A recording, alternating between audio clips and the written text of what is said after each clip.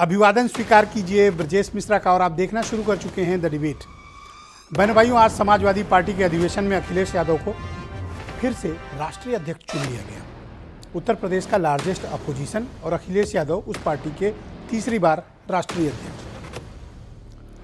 अब जब 2017 और 2022 का चुनाव समाजवादी पार्टी हार चुकी है, अब इस पार्टी के पास नेक्स्ट टारगेट क्या है, अगला लक्ष्य क्या है, पार्टी का विजन क्या है, पार्टी का दृष्टिकोण क्या है। अखिलेश यादव के नेतृत्व में जब आस्था जताई समाजवादियों ने, तो उनके लिए अब नए चैलेंजेस क्या हैं और बाकी विपक्षी दल उस कतार में कहां पर खड़े नजर आते हैं। हम आज इस विषय की परिचर्चा को आगे बढ़ाने वाले हैं। बहन भाइयों, उत्तर प्रदेश के लार्जेस्ट अपोजिशन समाजवादी पार्टी ने आज अपने राष्ट्रीय अध्यक्ष को दोबारा से चुन लिया।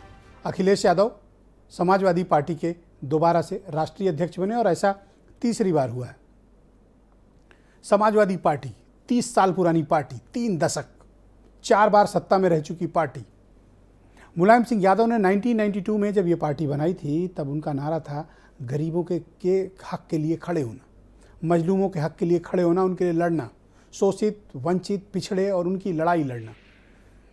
समाजवादी पार्टी अपने उद्देश्यों के चलते और अपने विजन के चलते 4 बार सत्ता में रही, 3 बार मुलायम सिंह यादव और 1 बार अखिलेश यादव। लेकिन 2017 से ये पार्टी डगमगा रही है। क्या प्रॉब्लम है इस पार्टी के भीतर? क्या पार्टी का जनाधार कम हो रहा है? नहीं, बढ़ रहा है। बढ़ा कैसे? अभी रिसेंटली जो असेंबली इलेक्शंस हुए, उसमें समाजवादी पार्टी और उसके अलाइज पार्टनर को मिला दें 36% वोट शेयर। समाजवादी पार्टी के जन्म काल से लेकर अब तक का सबसे बड़ा वोट बैंक उसके पास इस वक्त है। लेकिन सामने जो प्लेयर है उसका नाम है भारतीय जनता पार्टी, बहुत ताकतवर पार्टी। 45% से ज़्यादा वोट शेयर अपने अलाइज पार्टनर के साथ लाकर भारतीय जनता पार्टी ने समाजवादी पार्टी का रास्ता रोक लिया सत्ता में पहुंचने तक। अब समाजवादी पार्टी के पास रास्ता क्या बचता है? उत्तर प्रदेश में 2 दल ही हैं जो आमने सामने हैं, बाकियों की गिनती अभी उतनी बड़ी नहीं है। ये उत्तर प्रदेश की राजनीति का एक बड़ा सच है। अब जनरल इलेक्शंस नज़दीक आ रहे हैं, आम चुनाव नज़दीक हैं। मैदान में जो दल दिखने चाहिए विपक्ष के, उनमें सपा के अलावा बाकी दलों की मौजूदगी बहुत कम है और समाजवादी पार्टी इस वक्त अपोजिशन में बीजेपी के मुकाबले में। तो 2024 में क्या होगा? आज जब समाजवादी पार्टी का अधिवेशन हुआ, तो समाजवादी पार्टी का क्या दृष्टिकोण रहा, क्या विजन है और क्या टारगेट है कि वो बीजेपी से कैसे लड़ेगी, बीजेपी का मुकाबला वो कैसे करने वाली है। ये सबसे बड़े चैलेंजेस समाजवादी पार्टी के पास हैं, क्योंकि माइक्रो लेवल पर उनके बूथ मैनेजमेंट से लेकर टॉप लेवल तक मुद्दों की असमंजसता, क्लैरिटी का अभाव और लड़ने के तौर तरीके, पारंपरिक तौर तरीके अपनाने वाली पार्टी को अपने में बड़े बदलाव की आवश्यकता है। क्या उस बदलाव के लिए समाजवादी पार्टी तैयार है, या फिर समाजवादी पार्टी अपने पुराने ढर्रे पे चलना चाहती है? वक्त बदल गया है, गंगा और गोमती में बहुत पानी बह चुका है, हालात बदल चुके हैं, उत्तर प्रदेश की राजनीति की तस्वीर और पृष्ठभूमि बदल चुकी है, मुद्दे बदल चुके हैं, माहौल बदल चुका है। तो क्या समाजवादी पार्टी खुद को बदलना नहीं चाहती या बदलाव से दूर है? क्या वर्तमान हालात में जो समाजवादी पार्टी है वो बीजेपी से उस तरह से मुकाबला कर पाएगी जिस तरह से पहले समाजवादी पार्टी किया करती थी? तब 3 प्लेयर थे, बीएसपी, समाजवादी पार्टी और बीजेपी। आज बीजेपी सबसे आगे है, बाकी दल उसके पीछे हैं। मुद्दों की स्पष्टता समाजवादी पार्टी के असमंजस में दिखती है। तो समाजवादी पार्टी अब जब नई कार्यकारिणी का गठन होने जा रहा है और अखिलेश यादव पर तीसरी बार समाजवादियों ने अपनी आस्था दिखाई है, तो क्या अखिलेश यादव कोई करिश्मा दिखा पाएंगे? पिछली बार के उनके सारे प्रयोग, 2017 का एक्सपेरिमेंट कांग्रेस के साथ, 2019 का एक्सपेरिमेंट बहुजन समाज पार्टी के साथ और 2022 का एक्सपेरिमेंट समाजवादी अलाइज पार्टनर के साथ होने के बावजूद वोट शेयर तो बढ़ा, लेकिन सीटें समाजवादी पार्टी उतनी नहीं ला पाई जो उसे सत्ता दिला पाती। तो अखिलेश यादव ने आज एक आरोप लगा दिया, गंभीर आरोप। एविडेंस क्या है, ये उनको प्रस्तुत करना चाहिए। उनका ये कहना है कि यादव और मुसलमानों के वोट काटे गए हर विधानसभा में। कितने? 20,000 से ज़्यादा, इसलिए हार गए। सत्ता बीजेपी को मिली नहीं, हमसे छीनी गई है। तो अगर ये आरोप गंभीर हैं तो इसके एविडेंस भी सामने आने चाहिए, समाजवादी पार्टी को इसके एविडेंस देनी चाहिए। लेकिन उससे भी बड़ा प्रश्न है कि बूथ मैनेजमेंट की क्या तैयारी है। आज अधिवेशन में हर नेता इसी पर बोल रहा था, लेकिन एक्चुअल में अमली जामा कितनों ने पहनाया है, ये एक इम्पॉर्टेंट फैक्टर है जो समाजवादी पार्टी को बीजेपी के मुकाबले तैयारियों के क्रम में काफ़ी पीछे रखता है। तो क्या अपनी गलतियों से समाजवादी पार्टी सीख लेगी, कोई सबक लेगी और आगे बढ़ेगी, बीजेपी का मुकाबला करेगी, या तस्वीर वही रहेगी 14, 17, 19, 22? आज के कुछ बयान सुने, फिर परिचर्चा को आगे बढ़ाएंगे। आज की डिबेट बहुत ही दिलचस्प होने वाली है।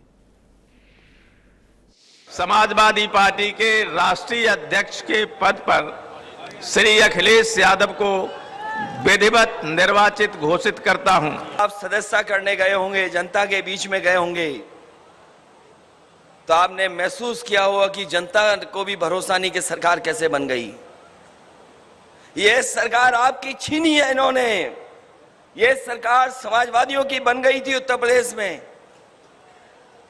जिस तरह का जन समर्थन और आपने मेहनत की थी, सरकार आपकी थी, लेकिन सरकार आपकी छीनने का काम अगर किसी ने किया है तो पूरी की पूरी मशीनरी लग करके आपकी सरकार छीन ली। जानबूझ करके हमारे यादव और मुसलमानों के वोट, कोई विधानसभा ऐसी नहीं है जहां पर 20,000 कम न कर दिए हों, 20,000 वोट न काट दिए हों। और हम तो कहते हैं, कई बार कहा और आज भी कहते हैं,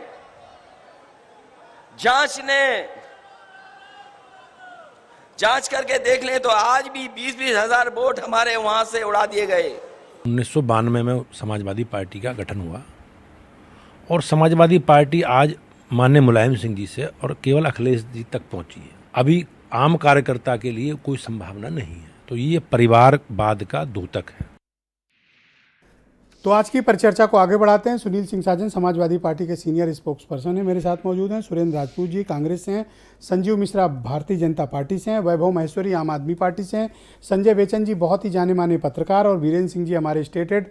बहुत शुक्रिया और धन्यवाद। आज की चर्चा की शुरुआत सुनील सिंह साजन से। बहुत शुक्रिया हमें समय देने के लिए। तो समाजवादी पार्टी ने आज अखिलेश यादव पर फिर से आस्था दिखाई है, लेकिन अब समाजवादी पार्टी के अधिवेशन से उसका दृष्टिकोण और टारगेट लोगों को समझ में नहीं आया। आप बताएंगे?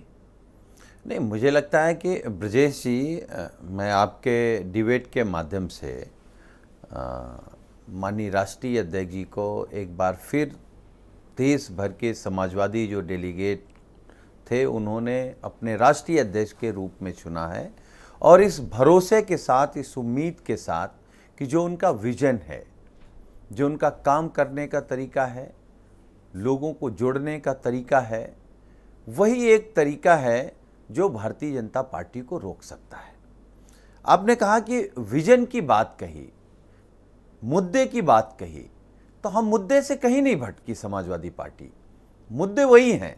हाँ, परिस्थितियां चेंज हुई हैं। आपने ये बात बिल्कुल ईमानदारी से कही कि पहले 3 प्लेयर हुआ करते थे, या मान लीजिए कि हम कहते हैं कि 4 हुआ करते थे। कांग्रेस भी इतना कमज़ोर नहीं थी जितना आज हो गई है।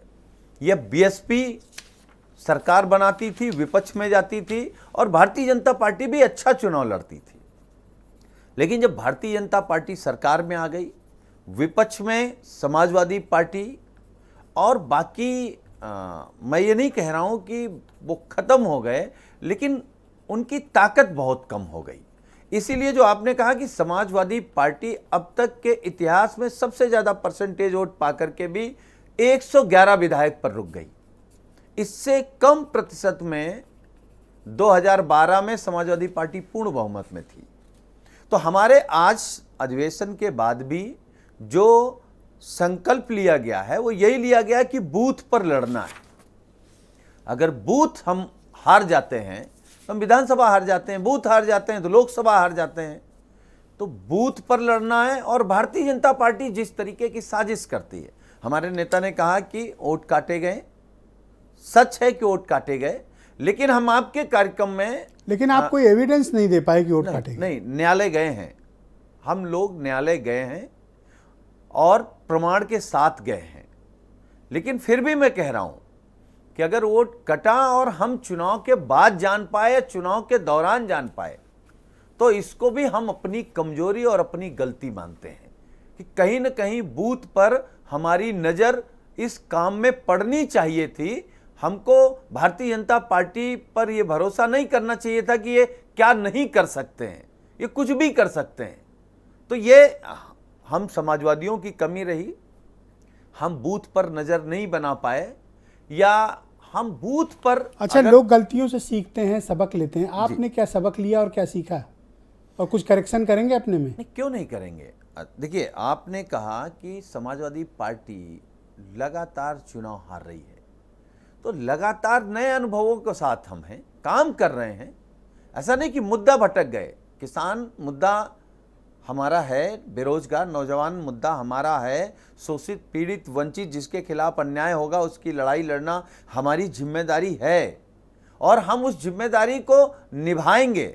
हम कहीं भटके नहीं हैं, क्योंकि भारतीय जनता पार्टी लगातार भटकाने का प्रयास जरूर करती है, मुद्दे भटकाने का प्रयास करती पर है। तैयारियों का वो स्तर विजिबल क्यों नहीं होता कि आप बूथ लेवल पर या माइक्रो मैनेजमेंट लेवल पर बूथ के कोई तैयारी कर रहे हैं? अभी तो कुछ विजिबल नहीं हो रहा है। नहीं, ऐसा नहीं ब्रजेश जी कि हम काम नहीं कर रहे हैं या पार्टी काम नहीं कर रही है, लेकिन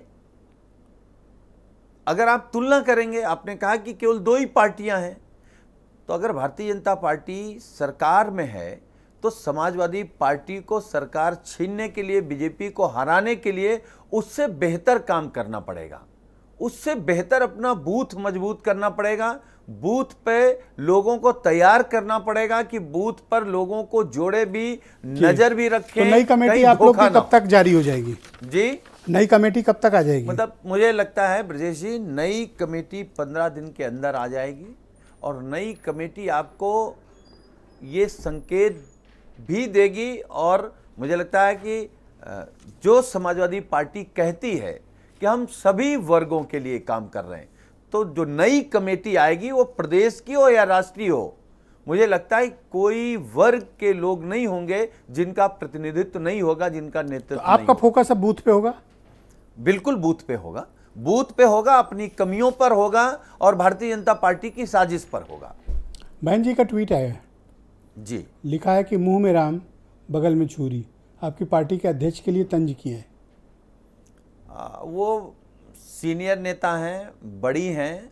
आप उस दिन कह रहे थे अपने अपने होते ही तो अपने फौरन चाकू लेके आ गए। कोई बात नहीं, फिर भी मैं कहूँगा अपने अपने होते हैं, क्योंकि मुझे लगता है कि माननीय बहन जी भी चाहती हैं कि 2024 में भारतीय जनता पार्टी की सरकार दिल्ली में ना बने, कम से कम संविधान बचे, देश बचे। क्योंकि ये जो लोग कहे थे कि हम देश बनाने आए हैं, वो देश बेच रहे हैं। जिन्होंने कहा था हम देश को नंबर 1 बनाएंगे, वो अपने सहयोगी साथी को दुनिया के सामने नंबर 1 बना रहे हैं। तो मुझे लगता है कि बहन जी भी समझ रही हैं कि लड़ाई किस तरीके की है और कैसे लड़नी है।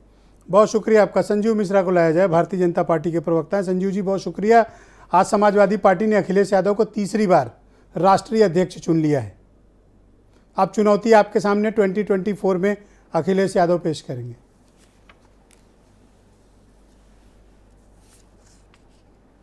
उनको चुना गया, उनको बधाई। और मैं तो समझता हूं कि अगर यही निर्णय लेना था कि वही स्टेट प्रेसिडेंट, वही नेशनल प्रेसिडेंट, तो मुझे लगता है कि इतना बड़ा इंतजाम करने का भी कोई आवश्यकता नहीं था। लेकिन इतना ज़रूर है कि ये अपनी गलतियों से सबक नहीं ले रहे। हम उत्तर प्रदेश में भी चाहते हैं कि विपक्ष हो और मजबूत विपक्ष हो, लेकिन विपक्ष के नाम पे जिस तरीके की स्थितियाँ चल रही, इन्होंने कहा कि उन्होंने धोखा दे दिया, इन्होंने कहा कि वो बूथ हमारे मजबूत हैं, हमने पन्ना प्रमुख बना लिए, हम नहीं बना पाए। इस बात को ये स्वीकार करते मुझे अच्छा लगा। लेकिन जिस तरीके के आरोप लगा रहे भारतीय जनता पार्टी पे, मुझे लगता है कि ये फिर केवल मुसलमानों को बरगलाने के अलावा और कोई काम नहीं कर रहे हैं।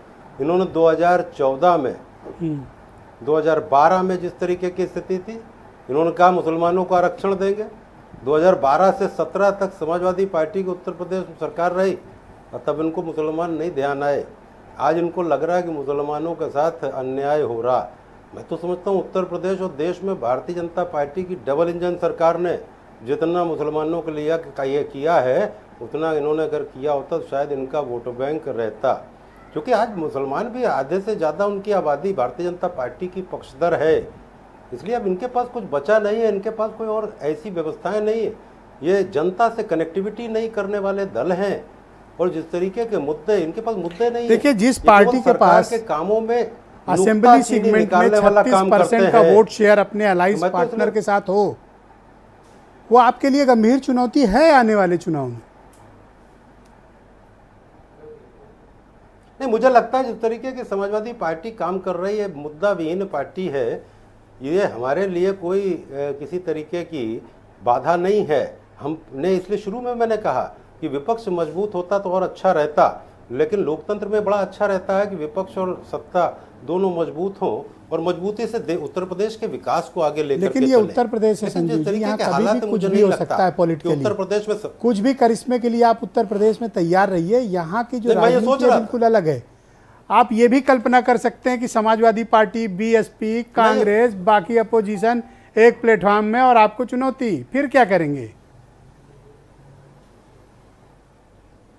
नहीं, मैं सोच रहा था ब्रजेश जी कि आज कुछ ना कुछ नया घटनाक्रम देखने को मिलेगा। ये मेरा व्यक्तिगत विचार था कि आज शिवपाल जी को हो सकता है ये राष्ट्रीय अध्यक्ष बना दें या प्रदेश का अध्यक्ष बना दें। काफ़ी उन्होंने धोखा खाया है। उत्तर प्रदेश की जनता, उत्तर प्रदेश के यादव समाज किस तरीके से, मैं समझता हूँ कि आज देख रहा है, दोनों तरफ देख रहा है। तो इसमें मुझे लग रहा था कुछ ऐसा होगा। आप लेकिन काफी इसमें भी फिक्रमंद कुछ हैं हुआ शिवपाल नहीं। यादव के लिए। तो इसलिए आपकी कोई बड़ी मुझे नहीं चिंताएं हैं लगता उनके कि कोई लिए? बहुत ज़्यादा नहीं। देखिए, मेरे 30-35 साल हो गया, 32-35 साल हो गया राजनीति करते हुए जी। लेकिन जिस तरीके के हालात आदरणीय शिवपाल जी के हैं, मुझे इस बात का दुख है कि उनके साथ अन्याय हुआ। तो उनके साथ न्याय आप ही कर दो।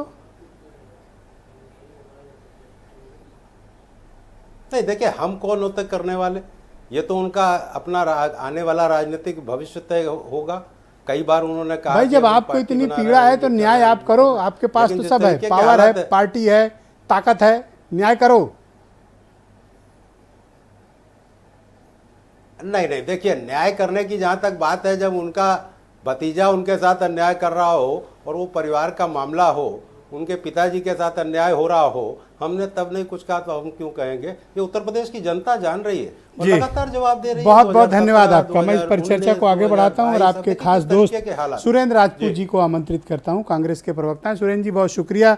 आज जो विपक्ष का सबसे बड़ा दल है समाजवादी पार्टी, उसने अखिलेश यादव को तीसरी बार अपना नेशनल प्रेसिडेंट चुना है, यानी उनके नेतृत्व पर भरोसा जताया है।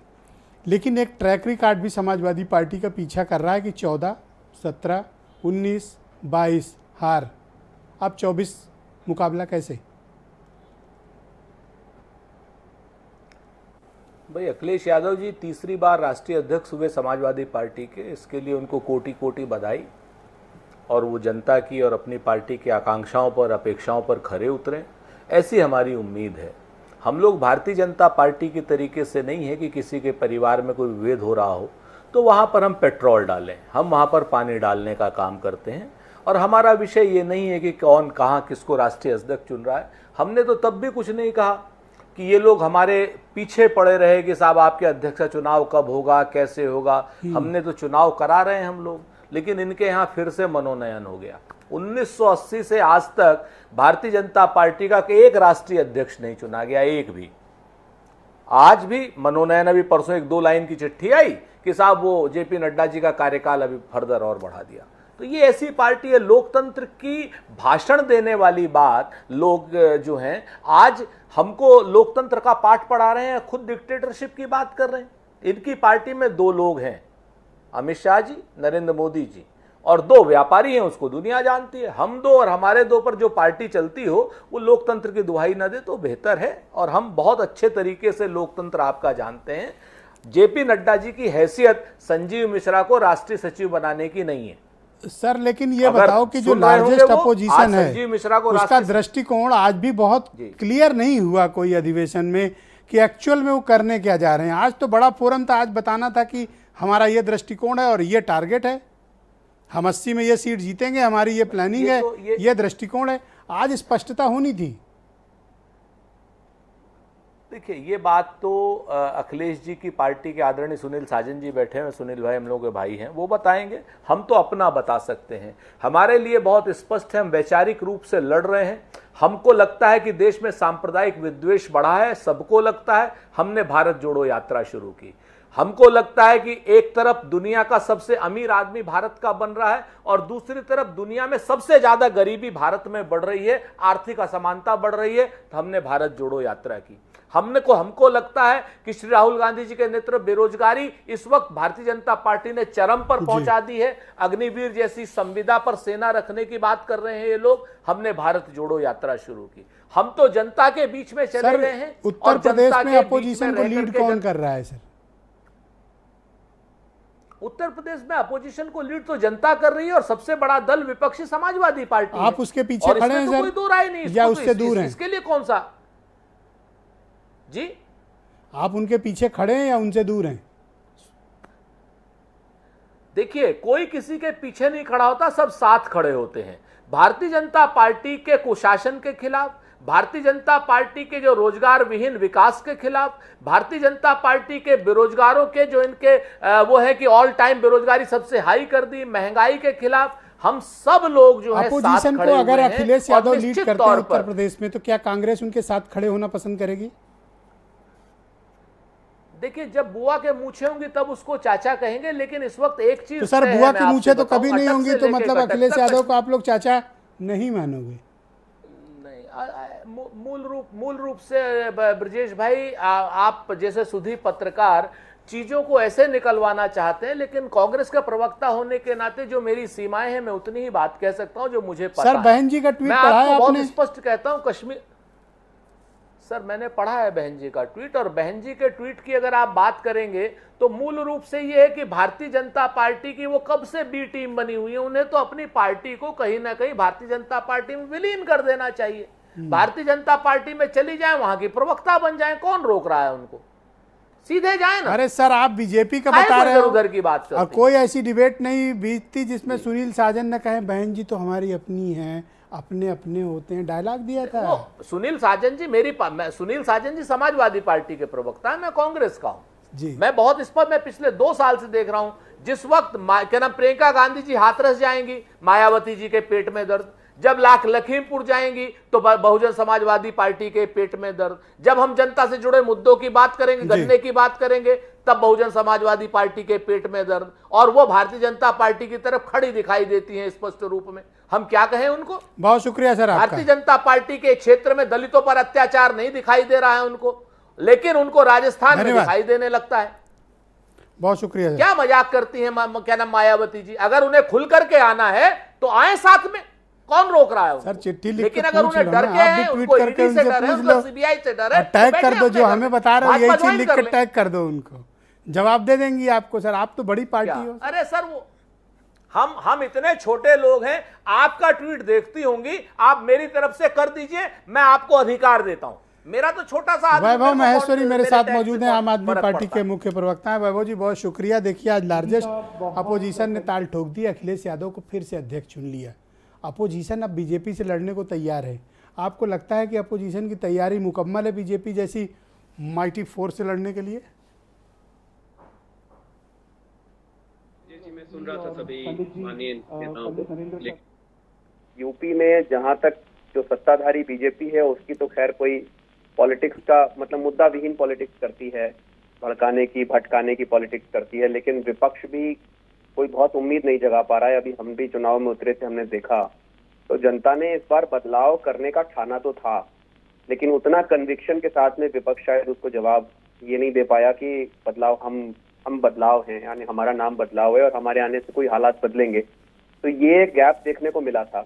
आज ठीक है, समाजवादी पार्टी का सबसे बड़ा चेहरा अखिलेश यादव जी हैं, अच्छे नेता हैं, युवा हैं और उनकी सोच भी अच्छी रहती है, लेकिन क्या वाकई खाली ये अध्यक्ष चुने जाने से या अध्यक्ष के ना चुने जाने से इससे फर्क पड़ने वाला यूपी को? मुझे नहीं लगता इससे फर्क पड़ना है।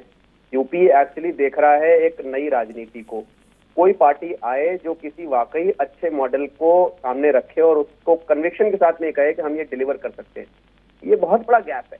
आज यूपी हो या गुजरात हो या दिल्ली हो या पंजाब हो, ये सब राज्य ऐसे हैं जहां पर हम लोग भी इलेक्शन लड़ रहे हैं और हमारे पास कहीं सफलता मिल रही है, कहीं असफलता मिल रही है। यहाँ की जनता की जो एक्सपेक्टेशन है ब्रिजेश जी, थोड़ा बहुत फर्क हो सकता है राज्यों के हिसाब से, लेकिन लगभग एक है। लेकिन यूपी के रास्ते दिल्ली आपसे बहुत दूर है। 25 करोड़ की आबादी, 80 पार्लियामेंट्री सीटें, 403 असेंबली की सीट, कोई दूर या यहाँ कैसे लड़ लोगे? डिजिटल टाइम है, आप यहाँ पर डिबेट कर रहे हैं और वहाँ लंदन में बैठा आदमी आपको देख रहा होगा, अभी भी बहुत सारे लोग, लाखों लोग देख रहे होंगे। दूर कुछ नहीं है, अब ये टाइम डिजिटल हो गया। गुजरात में हमें नहीं उम्मीद थी कि कोई बहुत बड़ा करिश्मा होगा, लेकिन गुजरात में आज हालात बहुत बदल गए। पंजाब में इतनी तेजी से ये पार्टी इतनी तेजी से आगे बढ़ी हमारी, तो कि हम खुद एक्सपेक्ट कर रहे थे कि शायद थोड़ा ज्यादा टाइम लगेगा।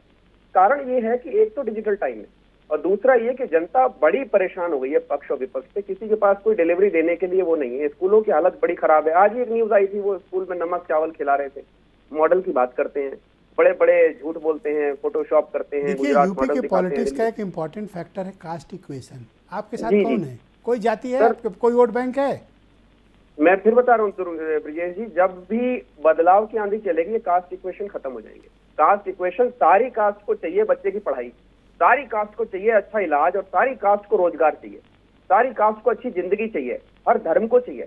और ये आम आदमी पार्टी के अंदर हम डिलीवर करते हैं। तो बीजेपी भी दे रही है, समाजवादी पार्टी थी उन्होंने भी किया, बीएसपी ने भी किया, कांग्रेस ने भी किया।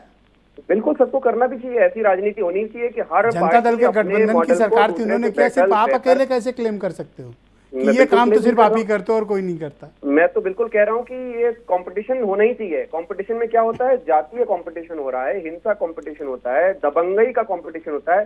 पढ़ाई लिखाई का कंपटीशन होने लग जाए तो आम आदमी पार्टी का तो सपना ही साकार हो जाएगा कि हम तो यही कराने आए थे, कि हम राजनीति करने नहीं बदलने आए थे।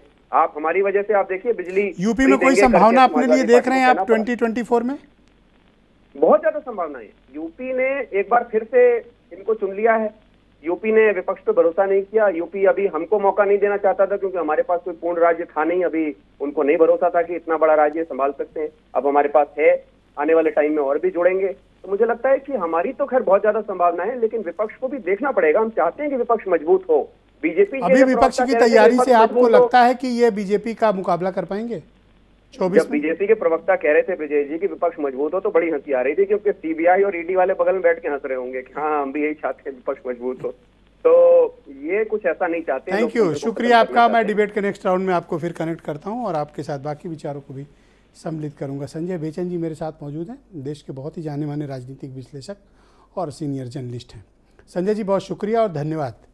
आज अखिलेश यादव को तीसरी बार नेशनल प्रेसिडेंट चुना गया।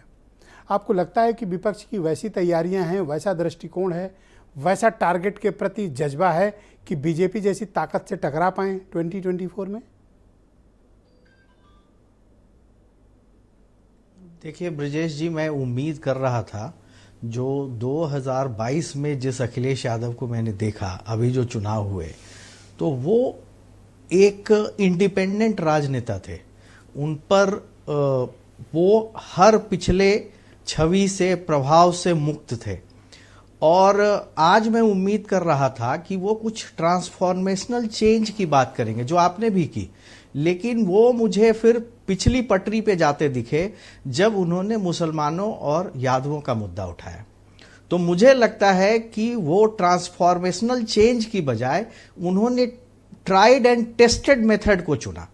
अब वो 2024 की जो उन्होंने इबारत लिखी आज, वो लिखी कि वो एक दो जाति और धर्म विशेष के आधार की राजनीति करेंगे। और जो उन्होंने 2022 में ब्रॉड बेसिंग की कोशिश की, राजभरों को जोड़ा, उसको जोड़ा, उस पर अब उनका भरोसा नहीं है। तो वो ट्राइड और टेस्टेड मेथड पे जाएंगे। तो बहुत ट्रांसफॉर्मेशनल चेंज मुझे नहीं दिखा। अखिलेश यादव परिपक्व राजनेता हैं, उनकी पार्टी मजबूत है, उनका वोट शेयर बहुत अच्छा है, लेकिन जो समाजवादी पार्टी ये कहती थी गरीब गुरबों की पार्टी है, हम गरीबों की बात करेंगे, वो रिजॉल्व मुझे आज कहीं नहीं दिखा। आज मुझे सिर्फ ये दिखा कि ये पूरी पार्टी अखिलेश यादव के सामने नतमस्तक होनी भी चाहिए। और जो ट्रांसफॉर्मेशनल चेंज के बात मैं कर रहा था, मैं उम्मीद कर रहा था कि वो इसको कैडर सेंट्रिक पार्टी बनाने की दिशा में ले जाएंगे। क्योंकि भाजपा का मुकाबला अगर आपको करना है तो आपको अपनी पार्टी को कैडर सेंट्रिक करना पड़ेगा, तब आप बूथ मैनेजमेंट कर पाएंगे। लेकिन समाजवादी पार्टी आज भी लीडर सेंट्रिक पार्टी बनी हुई है, तो मुझे थोड़ी निराशा हुई। मैं अखिलेश जी बहुत मैच्योर्ड पॉलिटिशियन है। मैंने बार बार कहा है, मैं उनका समर्थक नहीं हूं, उनका प्रशंसक नहीं हूं, लेकिन मैंने उनकी राजनीति को देखा, बहुत मैच्योर्ड पॉलिटिशियन के रूप में सामने आए हैं। लेकिन आज जो है, मुझे लगता है ये भी एक मैच्योरिटी की निशानी है कि जो चला है उसी पे भरोसा करो। तो ये मुसलमान और यादव का कार्ड उनका हमेशा चला है, आगे भी चलेगा, तो इसी को चलाओ। आज को लेके मेरा ये मानना है ब्रजेश जी। जो दृष्टिकोण उन्होंने आज पार्टी के नेतृत्व और पार्टी कार्यकर्ताओं और पदाधिकारियों के समक्ष प्रस्तुत किया, क्या आप इस बात से मुतमईन हैं कि वो विपक्ष को लीड करते हुए भारतीय जनता पार्टी का मुकाबला कर पाएंगे 24 में? देखिए, वो कर सकते हैं, लेकिन विपक्ष उनके साथ खड़ा हो मुझे दिखता नहीं है। विपक्ष उनके साथ खड़ा दिखता नहीं है, क्योंकि देखिए, कांग्रेस जो है वो उत्तर प्रदेश में अपनी जमीन बनाने की कोशिश करेगी, निश्चित रूप से करनी भी चाहिए। और आज जो समाजवादी पार्टी का बेस है वो कभी कांग्रेस का बेस होता था, तो एक तरह से ये भाजपा को हटाने के नाम पर तो साथ हो सकते हैं, लेकिन इनकी महत्वाकांक्षाएं जो है वो आपस में टकराती है। और मुझे कोई बहुत उम्मीद नहीं दिखती कि एक शायद बिहार की बयार यूपी तक पहुंचे, एक अलायंस हो। लेकिन आज मायावती जी की बात को देखकर लगा कि अलायंस जैसी कोई बात उनके दिमाग में नहीं है। अब कांग्रेस का क्या रुख होगा वो भी मैं थोड़ा बहुत सुरेंद्र जी को सुन के समझाऊं कि कांग्रेस, मुझे लगता है कि कांग्रेस अकेले जाना पसंद करेगी। शायद वो कांग्रेस के हित में बेहतर अकेले जाना ही है। तो विपक्ष का कोई बहुत मजबूत कुनबा मुझे नहीं लगता है कि अखिलेश खड़ा कर पाएंगे। उनके साथ ही छिटक गए। आप देखिए, ओम प्रकाश राजभर उनसे निकल गए, बाकी लोगों की भी बहुत उनको फिक्र नहीं है। तो इसलिए मैं समझता हूं आज अखिलेश जी फिर पुराने रास्ते पे चले आए कि नहीं यार, चलो ये राजभर को जोड़ना ये कोई बहुत कमाल का काम नहीं है। अपना जो पुराना फिट रास्ता है, अपना हाईवे, उस पर गाड़ी चलाओ, वो ठीक चले। Tried and tested method. All right sir. Birendra Singh ji भी हमारे साथ आज की परिचर्चा में जुड़ चुके हैं। बीरेन्द्र जी, बहुत शुक्रिया आपका। अखिलेश यादव तीसरी बार नेशनल प्रेसिडेंट, 24 में चुनाव, और समाजवादी पार्टी अपना दृष्टिकोण और अपने सहयोगी दलों को क्या जुटा पाएगी और क्या बीजेपी जैसी बड़ी ताकत का मुकाबला अकेले दम कर पाएगी? ब्रजेश जी, जब पहले से अपने ही टीम को कप्तान तय करके जिताना था, तो फिर ये टूर्नामेंट सब काहे कराया? इस टूर्नामेंट में सारे खिलाड़ी वही रहेंगे, कप्तान भी वही रहेगा, टीम भी वही रहेगी। तो ये जो अधिवेशन हुआ और ये जो नेता चुने गए, समाजवादी पार्टी की एक प्रक्रिया और सफलता है, लेकिन उत्साह मर जा रहा है। लोग परिवर्तन चाह रहे थे देखना। आज सोशल मीडिया पर तमाम सारे समाजवादी पार्टी के नेता बड़ी आलोचना कर रहे हैं, बड़ी चीज़ें लिख रहे हैं। क्यों? क्योंकि समाजवादी पार्टी का एक आंदोलन का नाम रही है। उसका इतिहास जेल भरो आंदोलन था, उसका हल्ला बोल उसका इतिहास था, वो सड़क पर उतरने वाली पार्टी थी। अब जब सारा मैच फिक्स है तो फिर टूर्नामेंट की ट्रॉफी जिसको चाहे दे दो। वैसे अखिलेश यादव एक नौजवान नेता हैं, वो पार्टी को बहुत लंबे समय तक साथ लेकर चलेंगे। वो मुख्यमंत्री रहे 5 साल, उनके पास प्रशासनिक अनुभव भी अच्छा है। लेकिन जब पार्टी की कमान आई उनके हाथ में और उसके बाद से विधानसभा चुनाव हुए, पार्टी हार गई, कार्यकर्ता निराश हुए, लेकिन लोगों ने सोचा था कि कुछ परिवर्तन होगा। अब ये दूसरा आप कह सकते हैं कि झटका उनको लगा है। आज अखिलेश यादव लंबे समय तक पार्टी चलाने में सक्षम हैं, उनको राष्ट्रीय अध्यक्ष रहना चाहिए।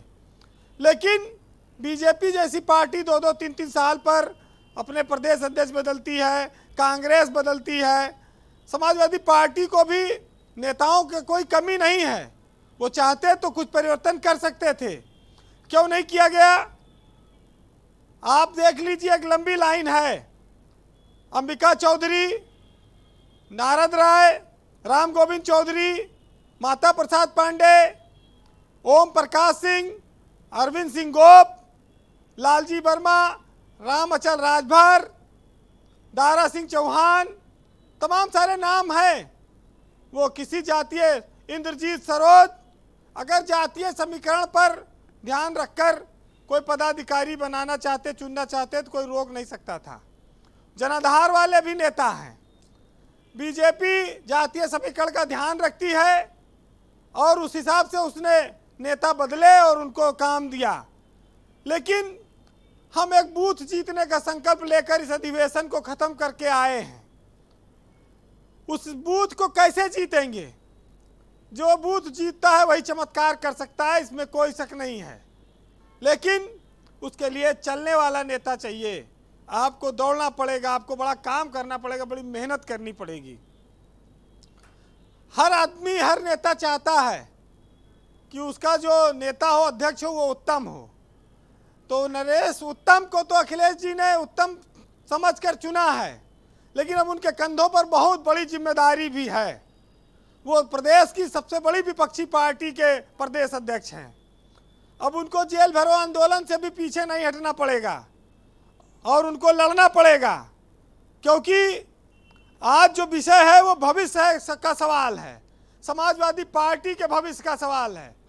और अभी लोकसभा से पहले निकाय का चुनाव लड़ना है, वहाँ पर इन नेताओं की एक परीक्षा होगी, फिर 2024 में भी होगी। लेकिन चेहरा बदलने से कई बार ऊर्जा बदलती है, भाग्य बदलता है, बहुत सारी चीज़ें बदलती हैं। नरेश उत्तम को पार्टी के राष्ट्रीय समिति में भी लिया जा सकता है, ये उनके हाथ में है। लेकिन इस पर सोच विचार नहीं बन पाया, ये बड़े आश्चर्य की बात है। संकल्प लेकर आप एक अधिवेशन में गए, नए नेता चुने, लेकिन आप सोशल मीडिया भी उठाकर देख लीजिए।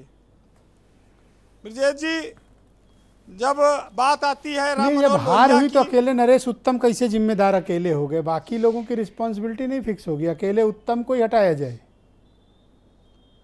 देखिए, हटाना बात सवाल नहीं है। परिवर्तन, बदलाव, जातीय समीकरण, सियासत में कोई पद अस्थायी तो है नहीं।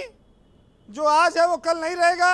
अपने भविष्य के लिए समाजवादी पार्टी को, अपने नेताओं, कार्यकर्ताओं, नेताओं की उम्मीदों को भी देखना चाहिए था जी।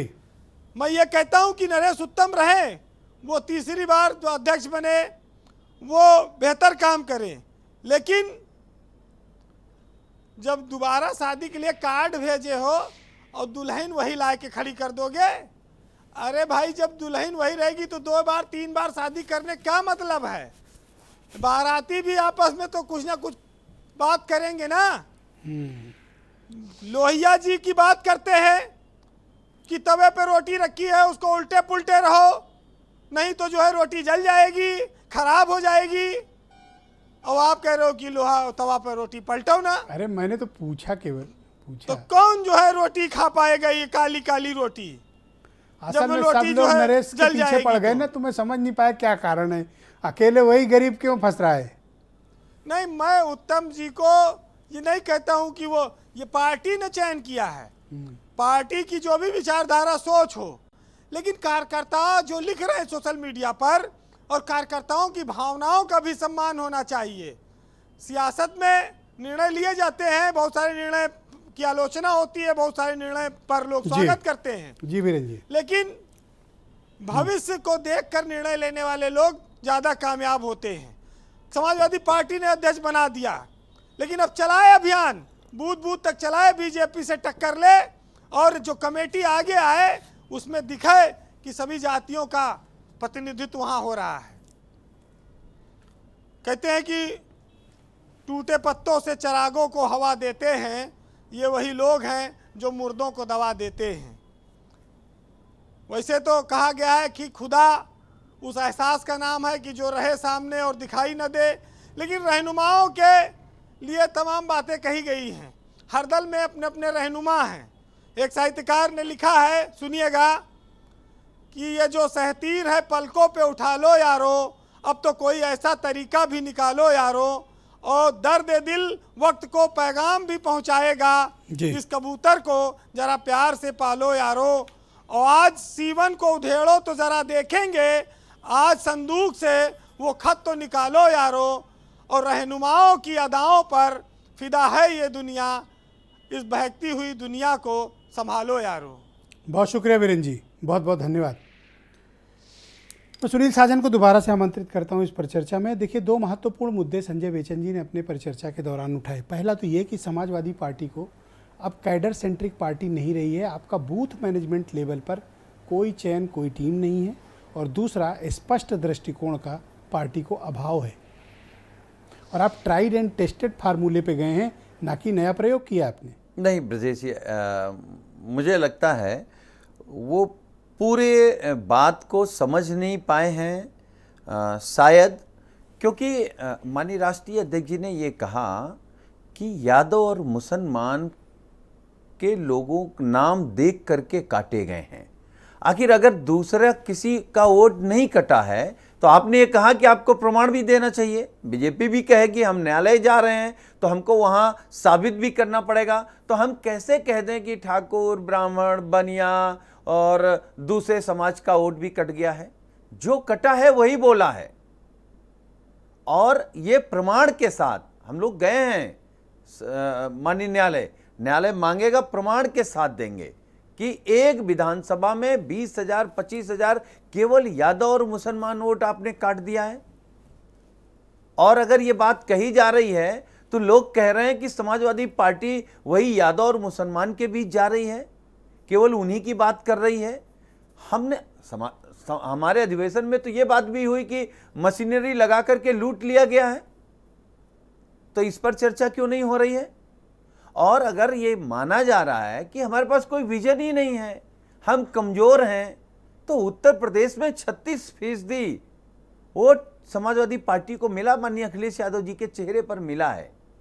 हम विपक्ष की पार्टी हैं और भाजपा कुछ भी बोले, लेकिन अगर समाजवादी पार्टी के राष्ट्रीय अध्यक्ष जी ने तय किया कि हम पार्टी कार्यालय से पद यात्रा के माध्यम से सदन जाएंगे, तो आखिर सरकार क्यों डर गई? सरकार से जितने सवाल पूछे गए सदन में, सरकार के पास एक भी जवाब नहीं है। तो आप समझिए कि जो भी परेशान है, जो भी पीड़ित है, जिसके खिलाफ अन्याय हो रहा है, जिसकी एक और आरोप लगा कि आपकी पार्टी अब कैडर सेंट्रिक नहीं है, कैडर में बिखराव है। अरे कहां बिखराव है? समाजवादी बूथ पार्टी लेवल पे कमेटियां कहां हैं आपके पास? नहीं, कमेटियां हैं। वो ठीक है कि हम चुनाव हार गए हैं तो लोग कह रहे हैं कमेटियां नहीं है। अरे बूथ कमेटियां नहीं पर ये होती तो अधिवेशन में अधिकांश अधिकांश नेताओं ने सुनील जी यही मुद्दा उठाया, नहीं बूथ मैनेजमेंट। हाँ ठीक बात है, बूथ मैनेजमेंट को सबने मुद्दा बनाया है क्योंकि चुनाव में बूथ मैनेजमेंट सबसे ज्यादा महत्वपूर्ण है। अगर हम बूथ पर ही हार जाएंगे तो पूरा चुनाव कैसे जीतेंगे? तो पूरे चुनाव को लेकर के 24 चुनौती है, वो चुनौती हम लोगों ने स्वीकार किया है और हम लोगों से हमारी चुनौती इसलिए बड़ी हो जाती है कि जिस जनता ने बीजेपी को आंखों इस अधिवेशन के मंथन से कुछ आप लोगों को विजन आया, कुछ दृष्टिकोण आया कि अब इस रास्ते बढ़ना है? हाँ, क्यों नहीं आया? देखिए, हम रास्ते से नहीं भटके हैं। ठीक है, हम चुनाव हारे हैं, लेकिन चुनाव हारने का मतलब ये नहीं है कि हम भटक गए। हमारे मुद्दे वही हैं।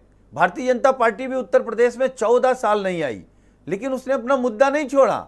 उनका मुद्दा बंटवारे का है, नफरत का है, धर्म के माध्यम से केवल बरगलाना है, ये उनका मुद्दा रहा। उनका मुद्दा झूठ बोलना है, ये उनका मुद्दा रहा। 14 साल नहीं आए लेकिन मुद्दा नहीं बदला। तो हमारा भी मुद्दा किसान है, बेरोजगार नौजवान है, पिछड़ा, दलित, मुसलमान, बेरोजगार, वो सब हमारे मुद्दे। हमारे मुद्दे लगातार हैं कि स्वास्थ्य व्यवस्था सुधरे, शिक्षा का स्तर सुधरे, सड़कों के गड्ढे ठीक हो और जो सरकारी बसों में धक्का लग रहा है वो ठीक हो। तो हम अपने मुद्दे पर हैं। 1989 से लेकर 2017 के चुनाव के पहले तक जी यूपी में 28%, 26% पे सरकारें बन जाती थी जी। अब वक्त बदल गया है, बाईपोलर चुनाव है। अगर सरकार बनानी तो 42% से ऊपर लाना पड़ेगा। हाँ, तो हम सहमत हैं ना, वही उसी की तैयारी का संकल्प लिया या गया। तो उनका खींच के अपने पास लाओ या तो फिर बढ़ाना पड़ेगा, नहीं, और हम तीसरा कोई रास्ता ही नहीं बढ़ाएंगे है भी, आपके पास। हम बढ़ाएंगे भी, और जो गुमराह करके झूठ बोल करके वो ले गए हैं उसको भी वापस लेकर के आएंगे जी, हम उसको भी वापस लेकर के आएंगे। उस पर हम काम कर रहे हैं, रणनीति बना रहे हैं। और आज ये भी कहा गया कि भाई पुरानी बात हुई कि समाजवादी पुरानी ठर्रे पर जा रही है। हाँ, आंदोलन को लेकर के पुराने तरीके में जा रहे हैं। ये भारतीय जनता पार्टी फर्जी मुकदमे लिख रही, नेताओं को जेल भेज रही, तो ये तय हुआ कि जेल भरेंगे, लाठी खाएंगे, धरना देंगे, लेकिन भारतीय जनता पार्टी को अन्याय नहीं करने भूपेन्द्र देंगे। चौधरी का बयान सुना, उन्होंने कहा कि ये पार्टी सिर्फ इतना सफर कर पाई कि मुलायम सिंह यादव से अखिलेश यादव तक पहुंच पाई। हाँ, हमने सुना है, और मुझे लगता है कि नेताजी ने जब राजनीति शुरू की, जो आंदोलन खड़ा किया, वो आंदोलन जन जन तक गया है। उनको लग रहा है कि ये पार्टी केवल नेताजी से शुरू हुई और अखिलेश जी तक पहुंच गई जी, लेकिन ये बताइए, जब सरकार बनी कितने काम हुए हैं, ये आंदोलन कहां तक फैला है। आज यही आंदोलन जिसको लोग बराबर पे बैठने नहीं देते थे, बोलने नहीं देते थे, जिनकी एफआईआर थाने में सुनी नहीं जाती थी, आज लोग लड़ रहे हैं, अपनी बात कह रहे हैं। तो आप सोचिए, नेताजी का जो आंदोलन, जो समाजवादी आंदोलन नेताजी ने बढ़ाया था, उसी आंदोलन को माननीय अखिलेश थैंक जी यू बढ़ा सुनील रहे जी। मैं हैं। संजीव मिश्रा को आमंत्रित करता हूं। संजीव जी, इनकी चुनौतियां क्या आपको स्वीकार हैं? ये कह रहे हैं 8 साल क्या 14 साल लड़ना पड़ा तो लड़ेंगे आपसे, अपनी विचारधारा नहीं छोड़ेंगे। आप भी तो 14 साल लड़े हो, ये तैयार हैं, इंतजार करेंगे और लड़ेंगे।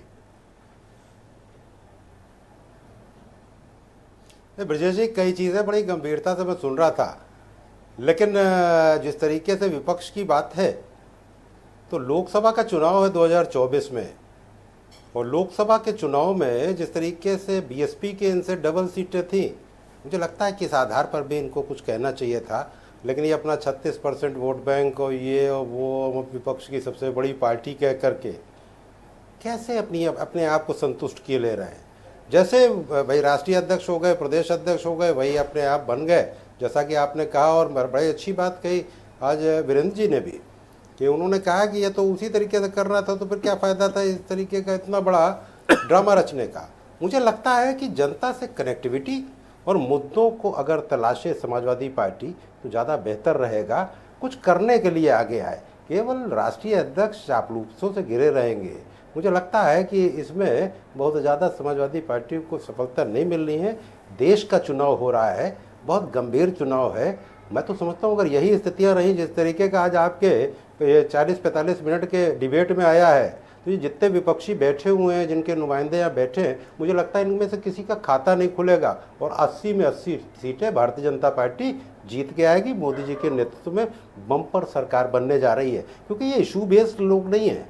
आम आदमी पार्टी के लोग 80 ले जाओगे सब। वो यहाँ हमने ऐसे किया, ये सत्ता भी नहीं, विपक्ष 80 भी में नहीं, 80 सत्ता भी नहीं और विपक्ष भी नहीं। अरे आपने अभी चुनाव लड़ा था ना, आम आदमी सुरेंद्र पार्टी राजपूत की जी क्या को लाया स्थिति जाए। रही थी। Thank you. बड़ी बात है, हम तो संजय सिंह से सुरेंद्र सुन रहे हैं। राजपूत जी तो लेकिन संजीव स्थितियां मिश्रा उस बहुत तरीके की गंभीर है क्लेम नहीं, कर रहे जिस हैं। तरीके की ये गोल कह रहे हैं 1, 2, बना रहे हैं 10, यहाँ 20 बैठकर। नहीं, 80 में 80 चाहिए। अब ले जाए ना, 80 में 160 ले जाए, कौन रोक रहा है। सच बात ये, यही भारतीय जनता पार्टी का अभिमान और सत्ता का अभिमान सर पे चढ़ के बोल रहा है। अब गहलोत जी के लिए ना कुछ कही, अगर टोका टाकी मत करो, मजा नहीं आएगा। एक एक करके बोलने हमें नहीं रहने दिया तो वो आपको कैसे रहने देगी। हम 84 में आप पूरे देश में 2 थे, आज आप उत्तर प्रदेश में 80 की बात कर रहे हैं, करिए। लेकिन जनता को पहले, आज चुनाव से पहले आपका काम चुनाव लड़ना नहीं है, चुनाव लड़ना और आपका विरोध करना हमारा काम है। विरोध में है, विपक्ष में है। आपका काम है बेरोजगारी समस्या से निजात दिलाना, आपका काम है महंगाई की समस्या से निजात दिलाना, आपका काम है हिंदू मुसलमान की बढ़ती खाई को पाटना, आपका काम है बेरोजगार शिक्षकों को रोजगार देना जो धरना स्थल पर पड़े हैं। मुझे याद नहीं आता है 2017 से लेकर के अब 2022 के भी आगे आ गया है चुनाव, भारतीय जनता पार्टी 2017 से पहले ब्रजेश भाई धरना स्थल पर कभी केशव मौर्य पहुंचे, कभी लक्ष्मीकांत वाजपेयी पहुंचे, कभी दिनेश शर्मा पहुंचे।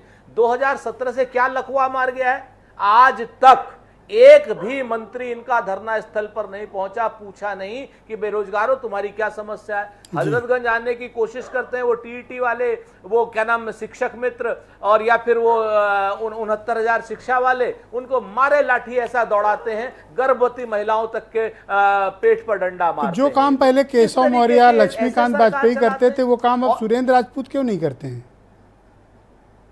मैं तो कर रहा हूं, लेकिन फोटो नहीं डालता। मैं तो जाता हूं, डाला करो सर, राजनीति करने आए हो सर, हम तो जाते हैं, कोई छिपाने थोड़ी आए हो। है? नहीं, मैंने कहा ना, हमारे पास जितनी ताकत है हम तो उस ताकत के हिसाब से कर रहे हैं, लेकिन मैं तो ये पूछ रहा हूं कि उन लोगों को बरगला करके, हिंदू मुसलमान करके आपने वोट तो ले लिए उनसे, लेकिन उनको नौकरी दी क्या? धरना स्थल पर बैठे हुए जितने भी लोग हैं, चाहे वो टेक्निकल हो, नॉन टेक्निकल हो, शिक्षा वाले हो, अपराधी हैं क्या वो, सब इंस्पेक्टर वाले हो, पुलिस वाले हो, पुलिस की भर्ती वाले हो, मेरे को तो विभाग नहीं याद है। मैं आपको बताऊं ब्रजेश भाई, आप यकीन नहीं करेंगे, रोना आ जाएगा आपको। आप भेजिए अपने पत्रकार को। सर चुनाव के वक्त मुद्दे अलग होते हैं सर, किसी को रोना होना नहीं आता सर, किसी को रोना नहीं आता।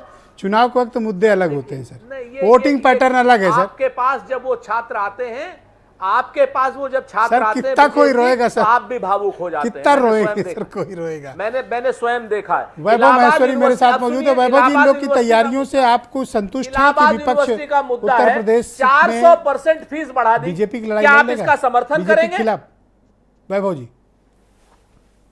मुझे ब्रजेश जी कोई ऐसा सिग्नल भी नहीं दिखाई पड़ता कि कोई विपक्ष अब बीजेपी के साथ यूपी में जो अभी है वो लड़ पाएगा, क्योंकि बीजेपी प्रतीकों की राजनीति करती है, कभी सेना के पीछे, कभी मंदिर के पीछे, कभी धर्म के पीछे छिप जाते हैं। मूल राजनीति होती नहीं है, विपक्ष के पास इसका जवाब नहीं है। इसका जवाब ही एक हो सकता है, पब्लिक को ये बताना कि हम तुम्हारी समस्याओं के, तुम्हारी रोजमर्रा की समस्याओं के समाधान हैं। यही इसका जवाब हो सकता है। और ये जवाब चूंकि सभी पार्टियों के पास पहले सत्ता रही है, डिलीवर नहीं किया। कांग्रेस के पास और राज्यों में सत्ता है, वहां डिलीवर नहीं किया, लेकिन यहाँ प्रोमिसेस करते हैं तो वो कोई मानेगा नहीं। सपा के पास पहले सत्ता रही है, यहाँ डिलीवर अगर करने की बात करेंगे और पहले नहीं किया था तो पब्लिक आसानी से मानेगी नहीं। इसलिए फ्रेश ऑल्टरनेटिव तो चाहिए ही चाहिए। मुझे नहीं लगता कि बूथ लेवल पर पहुंच जाने से, प्रतीक्षा करिएगा दूंगा, बूथ लेवल पर पहुंच जाने से या कहीं जिले लेवल पर पहुंच जाने से या ब्लॉक लेवल पर पहुंच जाने से, खाली पहुंचने से क्या होगा? आप वहां बताओगे क्या और लोग आपकी मानेंगे क्यों? मेन बात तो ये है ना। हम तो, मैं बताऊं आपको अपनी पार्टी के बारे में, सुरेंद्र राजपूत जी जो मुद्दा उठा रहे थे, क्या वो मुद्दे यूपी में नहीं है, प्रासंगिक हैं? Surendra ji please wait, Vaibhav go ahead. नहीं, मैं बता रहा हूँ कि जो मुद्दे अभी भी जो, अब देखिए, हमने मैनिफेस्टो बनाया था कि हम बिजली फ्री देंगे, हमने पंजाब में तो डिलीवर कर दिया, दूसरी पार्टियों ने भी कहा बिजली फ्री देंगे, लेकिन क्या पब्लिक वाकई भरोसा कर पाएगी कि जिस पार्टी के शासनकाल में 6 बार 7 बार बिजली के रेट बढ़ जाते हो, बिजली विभाग घाटे में रहता हो, करप्शन का शिकार रहता हो और तमाम तरह के मिसमैनेजमेंट होते हैं, वो बिजली फ्री देगी? अगर फ्री देगी तो कहीं ना कहीं और से निकाल लेगी।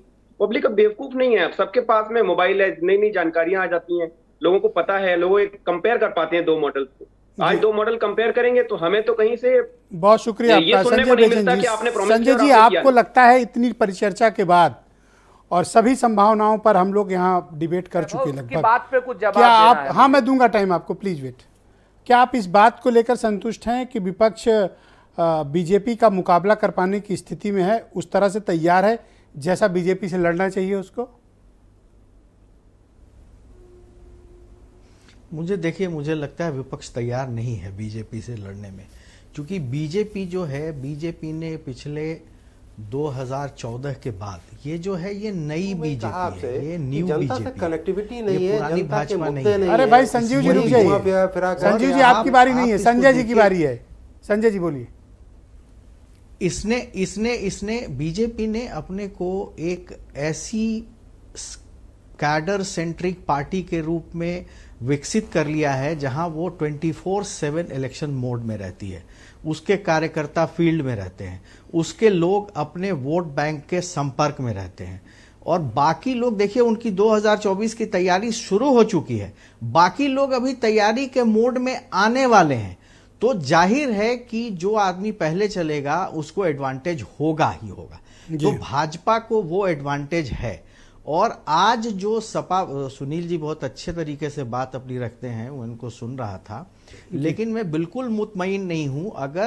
अगर आप जनता के जो मुद्दे हैं और आप उन मुद्दों को समझते हैं कि जनता एजिटेटेड है इनसे, और आप जनांदोलन खड़ा नहीं कर पा रहे हैं, आप एक आंदोलन जो है उसके आधार पर नहीं खड़ा कर पा रहे हैं। तो देखिए, समाजवादी पार्टी का जन आंदोलन खड़ा करने का पहले इतिहास रहा है, तो अब धीरे धीरे जो है वो ड्राइंग रूम टाइप पॉलिटिक्स में अपने को उन्होंने इंगेज किया है, सड़क पर नहीं है। सड़क पर अभी मुझे एक दिखा जब उन्होंने कहा कि वो विधानसभा पैदल जाएंगे, और उनके विधायकों को पैदल क्यों नहीं जाने दिया गया, मैं उस विषय पे नहीं बात करूंगा, लेकिन वो एक ऐसा मुद्दा था जहां वो जनता से कनेक्ट करने की कोशिश कर रहे थे। बड़ा आंदोलन खड़ा करना हर जिले, देखिए ट्विटर पर आंदोलन नहीं होता, सभाओं में भाषण से आंदोलन नहीं होता, जो पीपुल्स कनेक्ट है उस मामले में निश्चित रूप से समाजवादी पार्टी पीपुल्स कनेक्ट नहीं कर पा रही है, और अगर उसको भाजपा का मुकाबला करना है तो पीपुल्स कनेक्ट एस्टैब्लिश करना पड़ेगा, ये एक पक्की बात है। और फिर कैडर को भी उस तरह से मजबूत करना पड़ेगा जिस तरह से भाजपा का कैडर है। तो मैं अभी बीजेपी को कोई बड़ी चुनौती 2024 में उत्तर प्रदेश में तो नहीं देख रहा हूं। बहुत शुक्रिया, और मैं आप सबका बहुत आभार प्रकट करता हूं इस परिचर्चा में मेरे साथ हिस्सा बनने के लिए। बहुत बहुत शुक्रिया और धन्यवाद इस कार्यक्रम में मेरे साथ जुड़ने के लिए। बहुत शुक्रिया, बहुत बहुत धन्यवाद। और बहनों भाइयों, आप सबका भी बहुत शुक्रिया मेरे साथ इस परिचर्चा का हिस्सा बनने के लिए। बहुत शुक्रिया, धन्यवाद, नमस्कार।